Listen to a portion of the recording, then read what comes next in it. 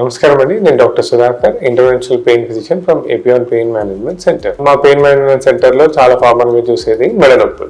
అసలు మెడ నొప్పులకి కారణాలు చూసుకున్నట్లయితే మోస్ట్ కామన్ అబ్నార్మల్ పొజిషన్. అంటే అబ్నార్మల్ పొజిషన్ లో లాంగ్ డిస్టెన్స్ ట్రావెల్ చేసినా కానీ, అబ్నార్మల్ పొజిషన్స్ లో కూర్చొని సిస్టమ్ వర్క్ చేసినా కానీ, చాలాసేపు మొబైల్ తల ఉంచుకొని చూసినప్పుడు కానీ ఇలా వచ్చే ప్రాబ్లమ్స్ ఉంటుంది. రెండవది డీజనరేషన్, అంటే వయసు రీత్యా ఎప్పుడైతే డిస్క్ డీజనరేట్ అవుతుందో ఆ డీజనరేట్ అయినప్పుడు అబ్నార్మల్ పొజిషన్స్ లో ట్రావెల్ చేసినప్పుడు అబ్నార్మల్ పొజిషన్స్ లో పడుకున్నప్పుడు సడన్ లో పిల్లో మార్చి పెద్ద పిల్లో యూజ్ చేసినప్పుడు ఇలా నొప్పులు వచ్చే ఛాన్స్ ఉంటుంది. మూడవది యాక్సిడెంట్స్, అంటే మనము వెహికల్లో వెళ్తున్నప్పుడు సడన్ జర్కీ మూమెంట్స్లో కానీ, ఎప్పుడైనా వెహికల్ సడన్లో గుంతలో పడ్డప్పుడు కానీ, సడన్ బ్రేక్ వేసినప్పుడు ఆ జర్కీ మూమెంట్స్ వల్ల కానీ పెయిన్ వచ్చే ఛాన్స్ ఉంటుంది. నాలుగవది ఇన్ఫెక్షన్స్. సో మన ఇండియాలో చాలా కామన్గా చూసేది టీబీ కాకుండా ఇతరతర ఇన్ఫెక్షన్స్లో కూడా ఇలా ప్రాబ్లమ్స్ వచ్చే ఛాన్స్ ఉంటుంది.